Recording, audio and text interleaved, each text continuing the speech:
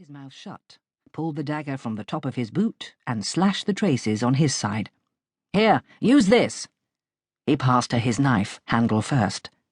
She grabbed it, cut the last strap, and proceeded to untangle the horse's legs with very little care for life and limb. Charlie grabbed the bridle of her horses while hanging on to his own. The young woman straightened. She was tall, he realized, her bright sapphire eyes level with his mouth. "Thank you." She dragged strands of hair back from her face and grinned. "The damned axle snapped. I must have been going too fast."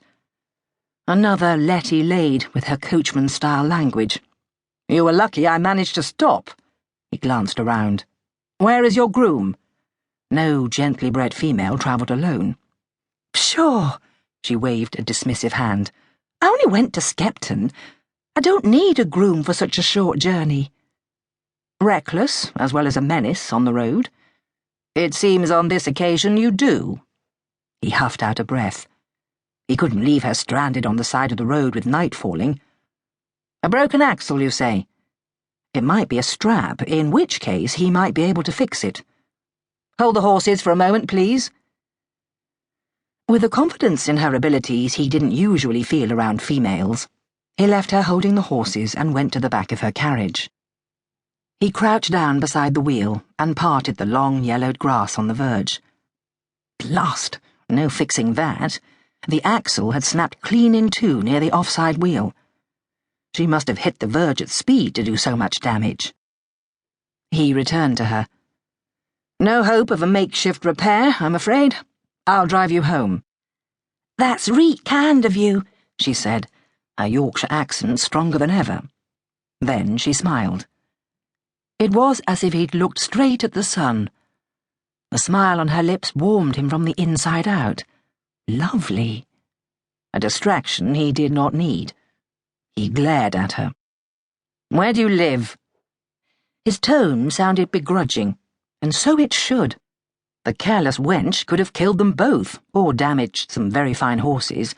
She'd been lucky, and she should not be driving around the countryside without a groom. Her smile disappeared.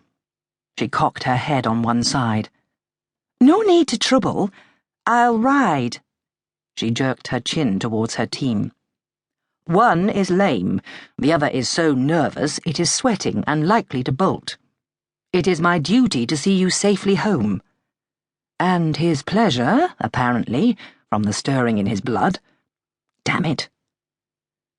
He looked up at the sky, took in the fading light. He'd be finding his way to Skepton in the dark if they didn't get started. "I insist." "Do you, by gum?" she laughed, probably at the displeasure on his face. "I'll not deny you your way, if you'll tie these beasts on behind." Kind of her to oblige him. Leaving her with his horses, grateful they were tired enough not to protest a stranger's hand, he led her team to the back of the curricle and jury-rigged a leading string. Returning to the girl, he shouted over the rising wind, "I'm going to push your vehicle further off the road." He strode to her wrecked equipage, put his shoulder to the footboard and pushed.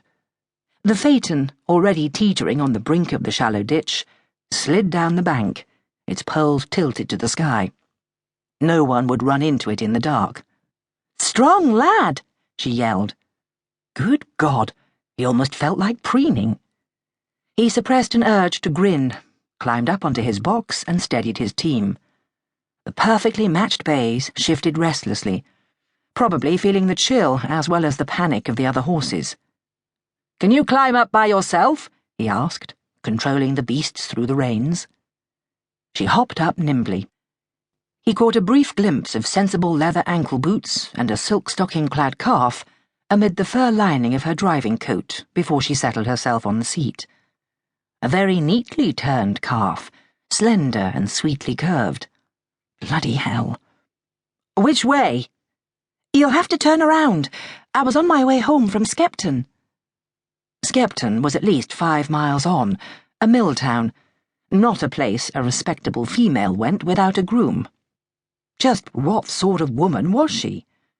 Not gently bred, obviously, despite the fine clothes.